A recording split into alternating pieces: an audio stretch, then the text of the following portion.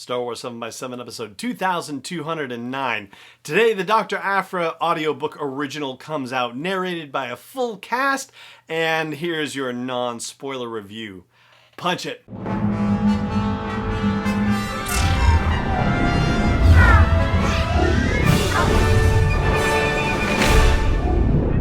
Hey Rebel Rouser, I'm Alan Voivod, and this is Star Wars 7x7, your daily dose of Star Wars joy, and thank you so much for joining me for it. So this is the second audiobook original to be released by Penguin Random House Audio. Of course, the first one was Dooku: Jedi Lost, which was released last year. And whereas the Dooku Jedi Lost story was a completely original story, the Doctor Aphra story is leveraging much of the Doctor Aphra story from her introduction in the first Darth Vader series of comics and also a few issues in the original Star Wars run. And even though I have not been able to find a particular age rating on this, it does seem like it probably leans a little bit more young adult, basically, because the comics themselves, the source material for a lot of this, is graded teen, 12 plus. So I would say that it tends to fall within that YA space, so like Claudia Gray's Lost Stars or Leia, Princess of Alderaan, or say E.K. Johnston's novels Ahsoka or Queen's Shadow or Queen's Peril, just to give you an idea of the wheelhouse in which Dr. Aphra operates. Now, if it had been just a straight retelling of the story in the comics, then, yeah, that could have been interesting, right? It could have been neat to hear it dramatized, but it's actually so much more than that. And really that comes from Sarah Kuhn, who scripted this story, breaking the fourth wall and having Dr. Aphra be a character who speaks to us and who narrates this whole story. And that means fully developing the character, and for all the things that get added to the story about how Aphra tells us about the circumstances happening, in her mind, in her heart, in and around the stories that are being told, that has to be told in a compelling way that also fits in neatly with the narration of the stories in the comics. But additionally, it puts a lot of responsibility on Emily Woo Zeller, who is Doctor Aphra in this audiobook original. Because she not only plays the character of Doctor Aphra, but Doctor Aphra is the narrator of the story. So she has to take us through this whole thing and do it convincingly and in character the entire time, and she does a terrific job. If you are not familiar with Aphra, well, if you imagine, say, for example, Belloc from Raiders of the Lost Ark, right? And I'm picking Belloc because he is, not on the side of the angels, and Aphra has definitely operated, on the side of the devils, if you will. And, with the penchant for getting messy, if you will, as Indiana Jones does. But also say if you cross her with, the streetwise, smarts and sass that we hear from Vi Moradi, for example, from Delilah Dawson's novels Black Spire and Phasma. And at the same time, while this story is getting told, we're also getting flashbacks to Aphra's younger life, like really young, like when she was a girl, and also to her university life, and how these backstories end up informing her character and her choices as she goes through the events that are detailed in the comics and brought to life in this audiobook original. So Sarah Kuhn ends up painting a very convincing portrait of Dr. Aphra that, extends very credibly all the way through her life, from youth to where we meet her now.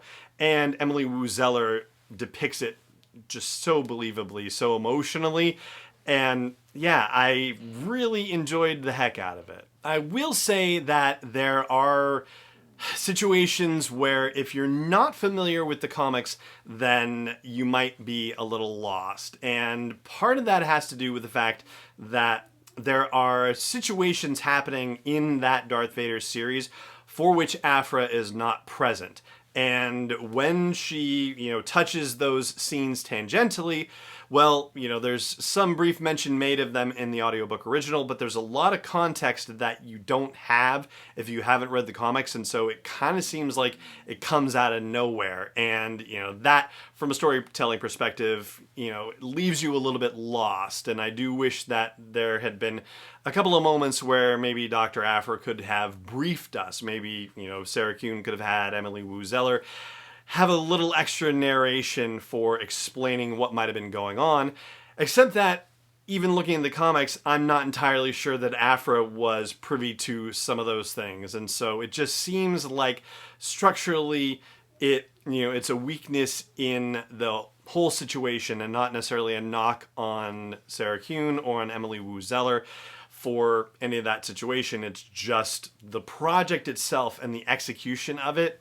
that just created a situation where it was a little difficult to work around if you didn't have the comic knowledge going into it. I think the most important takeaway, though, just thinking about it from, a broader perspective, is that we've talked on the show about the possibility of having certain characters promoting up, if you will. And so having Dr. Aphra be a successful character in the comics, so successful that she had her own series, and before the coronavirus pandemic happened, she was supposed to, end series 1 and have a new series 2 set of comics be developed and released. So she was definitely very popular and has appeared also in other Star Wars comic book titles too.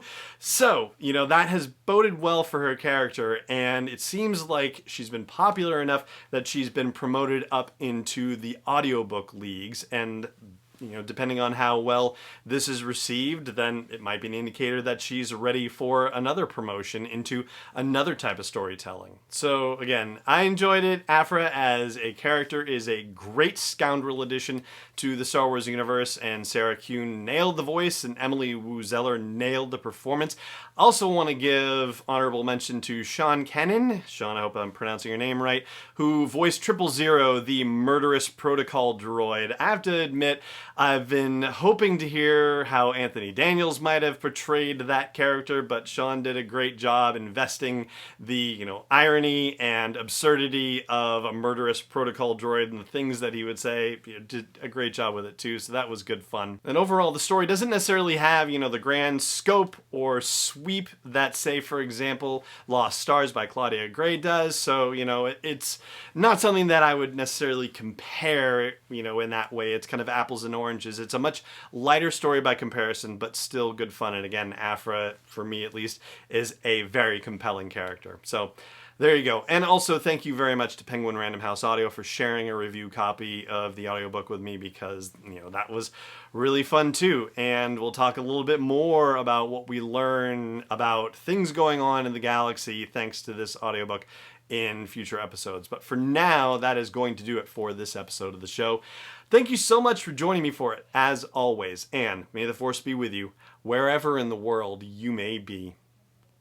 Star Wars 7x7 is not endorsed or sponsored yet by Lucasfilm Limited, Disney, or 20th Century Fox, and is intended for entertainment and information purposes only. Star Wars, the Star Wars logo, all names and pictures of Star Wars characters, vehicles, and any other Star Wars-related items are registered trademarks and/or copyrights of Lucasfilm Limited or their respective trademark and copyright holders. May the Force be with them. All original content is copyright 2020 by Star Wars 7x7. We hope you love it.